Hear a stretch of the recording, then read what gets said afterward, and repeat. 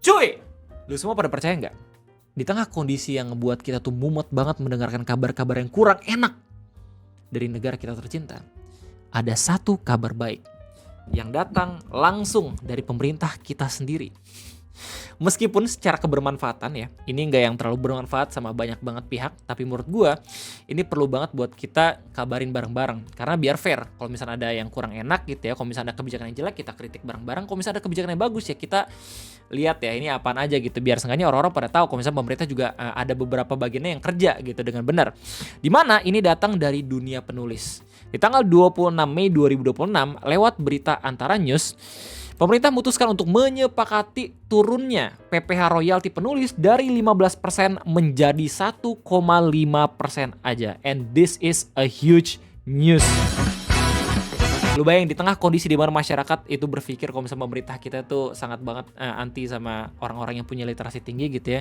Akhirnya ada kabar baik yang bisa ngebuat kita tuh merasakan secercah harapan gitu. Dan lu kalau misalnya pengen tahu ya, ini tuh bener-bener kabar yang baik buat penulis. Kenapa begitu? Karena penulis tuh udah struggle banget untuk mencari pendapatan dari karya tulisnya.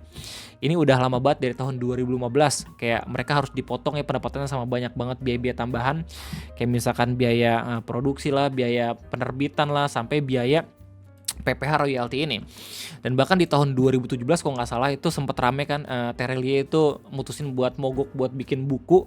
Terus sampai pada akhirnya Bu Sri Mulyani buat rapat dadakan gitu ya, konferensi mempertemukan antara penulis, perwakilan penulis sama pemerintah biar bisa mendiskusikan pajak tuh seperti apa. Tapi ya sangat disayangkan waktu itu Pak Terelie-nya nggak datang. Nah butuh 9 tahun sampai pada akhirnya penulis merasakan ini semua. Gila gak lo? Well, gak cuma itu doang yang bakal kita bahas di video ngopi kesempatan kayak ini. Karena ini adalah ngopi 3 in 1. Let's go!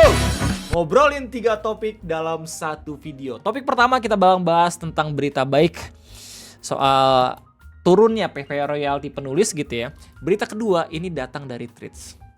Lu tahu gak sih? Ada warga Malaysia yang tiba-tiba ngerasa kasihan sama kita sebagai masyarakat Indonesia. Kenapa tiba-tiba orang tersebut ngerasa kasihan? Karena kalau misalnya gue lihat dari postingan tweets terbarunya, sepertinya ini sangat amat up to date ya, melihat bagaimana kunjungan kerja dari presiden kita. Yang mana Idul Adha kemarin itu Pak Prabowo kan berkunjung ke Prancis ketemu sama Macron. Ya nggak sih? Dan lewat pidatonya Pak Presiden itu menginstruksikan untuk setiap siswa-siswi belajar bahasa Prancis untuk mengikuti perkembangan dunia. Dari situ di highlight lah sama mas-mas Malaysia ini bilang kalau misalkan lah dulu bukannya waktu presiden Brazil datang ke Indonesia disuruh belajar bahasa Portugis juga nih. Jangan-jangan kalau misalnya ada negara-negara lain ya yang pemimpin negaranya datang ketemu sama Pak Prabowo, kita disuruh belajar sama bahasa-bahasa di negara itu juga gitu loh. Jadi makin lama makin meledak itu muatan lokal. Begitulah kira-kira yang ingin disampaikan sama mas-mas Malaysia ini gitu ya. Tapi kita bakal masuk ke dalam topik ketiga dulu, abis itu kita bakal coba buat ngediskusin secara rinci gitu ya. Topik ketiga ini datang dari daerah Sulawesi. Lo tau gak sih di awal bulan Mei, ya ini gue juga baru dapat kabarnya di akhir-akhir bulan Mei gitu ya, lewat postingan USS Feeds. Ternyata dari awal bulan Mei, daerah-daerah di Sulawesi, beberapa daerah itu mengalami bencana hidrometeorologi. Entah itu banjir bandang ya, longsor, dan masih banyak lagi.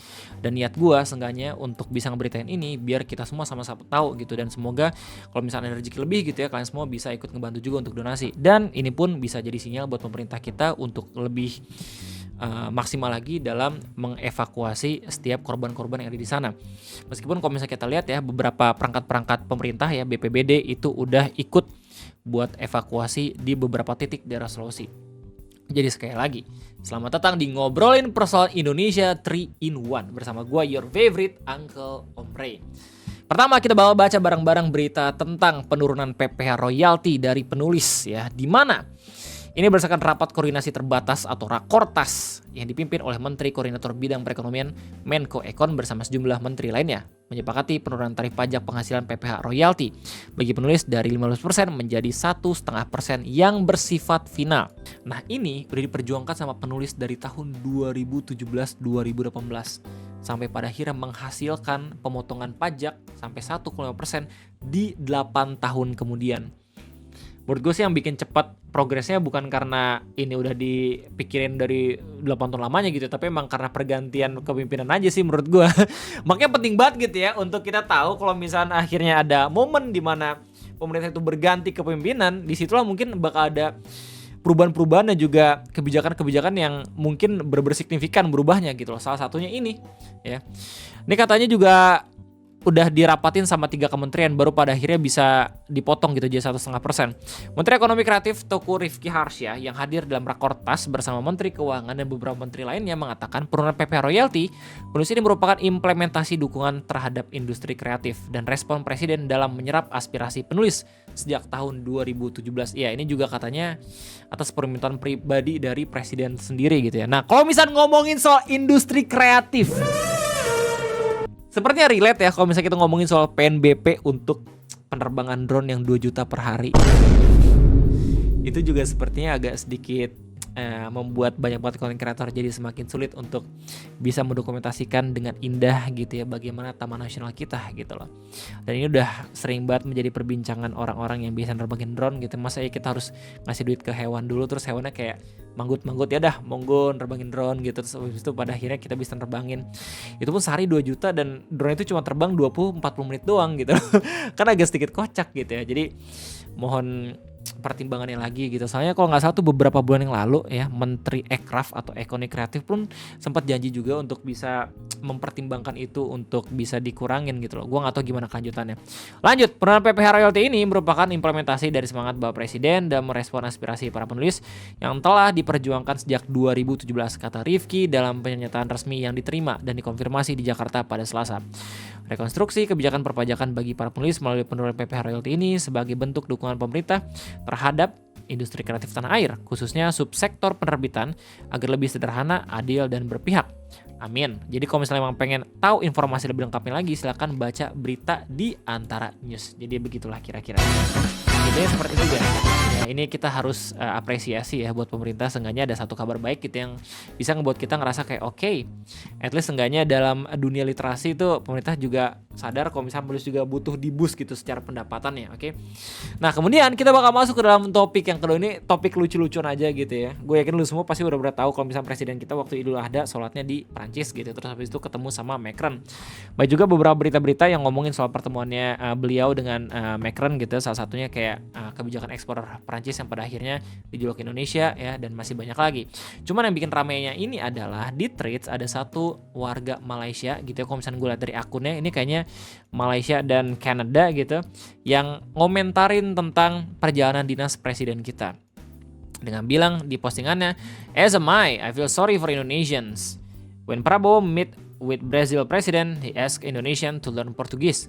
Later, when Prabowo meet with Macron, he asked Indonesian schools to teach French. Soon the curriculum will depend on wherever the president meet that week." Jadi kayak dikritik sama warga Malaysia kalau misalnya setiap kali presiden ketemu sama pemimpin negara lain, mungkin masyarakat kita disuruh belajar bahasa di negara tersebut. Ya emang agak sedikit problem ya kalau misalnya kira ini diimplementasikan secara langsung gitu ya, secara muatan lokal. Soalnya kan kunjungan dari Pak Prabowo itu nggak yang setahun bisa sekali doang gitu, tapi bisa berkali-kali gitu ya. Mungkin ada potensi juga pada akhirnya bakal ada beberapa negara-negara yang kita disuruh belajar bahasanya. Bayangin untuk ketersediaan gurunya loh. Berapa banyak guru-guru yang perlu untuk di-hire lagi gitu ya, dengan fasih bahasa-bahasa kayak Portugis, Prancis, untuk bisa mengajarkan ke siswa-siswi kita gitu loh. Lihat gimana komentar orang di Threads. Reno bilang, "He's basically the Asian version of the..." Rutnya, "Don't worry mate, by the end he will request all Indonesian only speaks body language." Uti Harmatiwi bilang, "Even foreigners understand how crazy things we as Indonesian face every time the president speak." Yasmin bilang, "Sorry enak tanya warga Indonesia, dia bodoh atau mau..." Ya lu silakan lihat bagaimana respon orang-orang ya di Threads. Kalau misalnya emang pengen tahu berita rujukannya, lu bisa lihat ini dari Investor Trust ya. Berita kalau misalnya Pak Prabowo nyuruh kita belajar bahasa Portugis ketika Presiden Brazil datang ke Indonesia. Bukan Prabowo-nya sendiri ya, Pak Prabowo sendiri yang datang ke Brazil.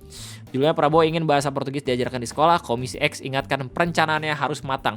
Ya kok nggak salah, tentang instruksi Pak Prabowo untuk kita belajar bahasa Prancis pun udah dikomen juga ya sama perwakilan guru-guru. Bentar gue cari tahu beritanya. Guru merespon instruksi presiden bahasa Prancis. Wait. Nah. Ini kah?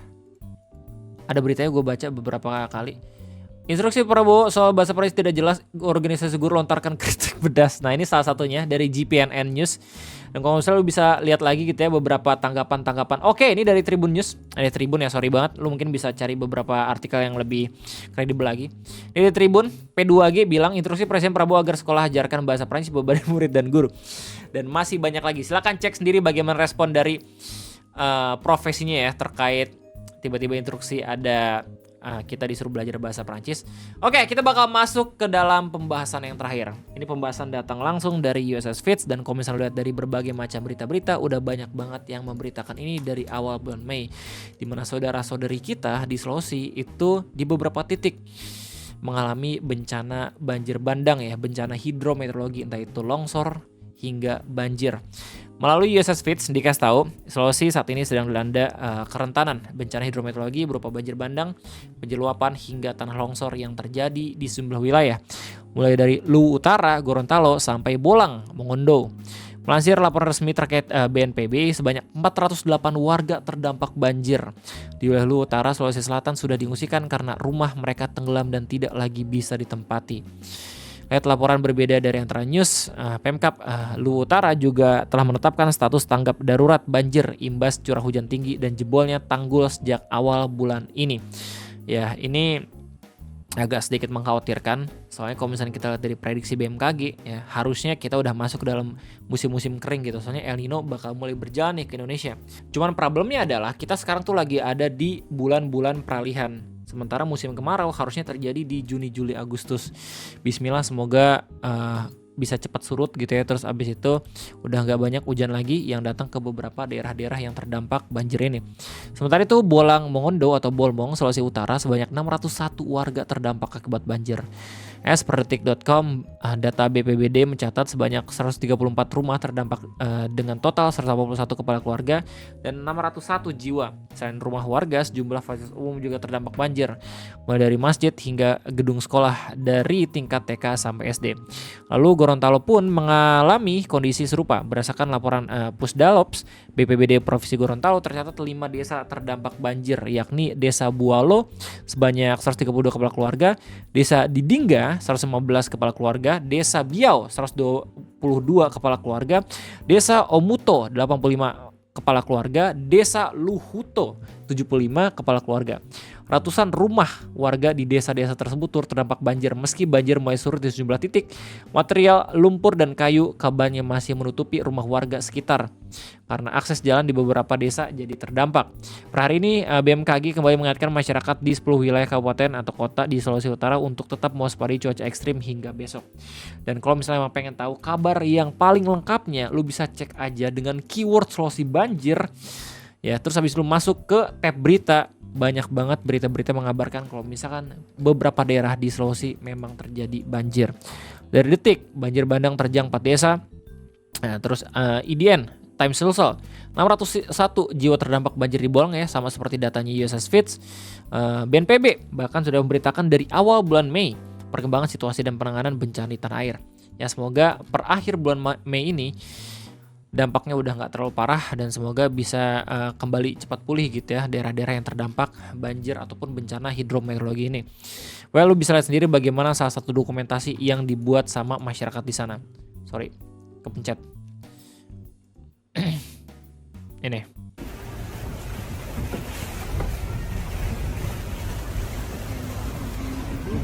Ini kayu ya, jadi kebanyakan kayu gini ya.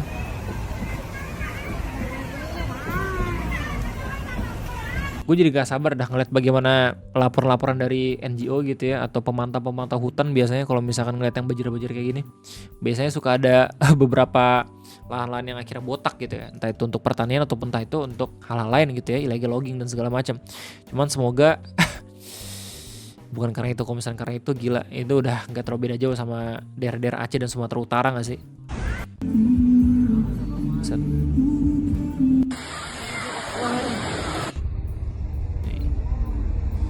Yang unik dari banjir di beberapa daerah-daerah pedesaan itu sebenarnya ada pada sebab banjirnya kenapa guys. Soalnya ini rumit kalau misalnya dibandingin sama daerah kota. Kalau misalnya kita ngomongin soal banjir di daerah perkotaan atau urban gitu ya, kita bisa langsung nembak nih. Oh mungkin ini karena tata letak kotanya kurang bagus ya. Terus masyarakat semakin padat, jadi banyak banget sampah-sampah yang berserakan sampai akhirnya bisa ngebuat beberapa selokan padat ya. Drainasenya mungkin nggak bisa ngebuat air mengalir lebih kencang. Terus sedangkan kalau misalnya kita ngomongin soal desa, secara penduduk itu nggak yang terlalu rapet, iya nggak sih? Terus secara drainase banyak banget ya, rumah-rumah tuh nggak yang terlalu rapat gitu, jadi kayak drainasenya lowong-lowong aja, air bisa ngalir begitu aja. Nah jadi orang-orang mungkin berspekulasi bakal ada sebab lain yang lebih kompleks ya. Mungkin salah satunya karena pembukaan lahan yang bisa ngebuat pemukiman ini kena banjir bandang. Kok bisa gitu Bang Rey? Ya yang namanya fungsi hutan ya, itu mengikat air, jadi nggak bisa asal langsung ngegerus tanah, dan kalau misalkan hutannya nggak ada, otomatis airnya bisa langsung ngalir begitu aja. Gak usah jauh-jauh, kalau misalnya lu ngomongin soal banjir yang kayak gini, lu tinggal pergi ke Puncak Bogor. Kalau misalkan Puncak Bogor itu botak semuanya, otomatis air langsung ngalir ya ke daerah-daerah hilir. Kayak misalkan Bekasi, Tangerang, dan masih banyak lagi. Ya akibatnya apaan? Beberapa daerah Bekasi bisa tenggelam ya, perumahan-perumahan yang sempat viral itu jadi tiba-tiba segenteng doang. Nah itu salah satunya. Ini pun bisa terjadi lewat skala yang sempit gitu ya, di daerah-daerah pedesaan seperti ini. Indikasinya mungkin ini gara-gara pembukaan lahan, lu bisa lihat dari sampah yang mengalir. Banjir, oh banjir.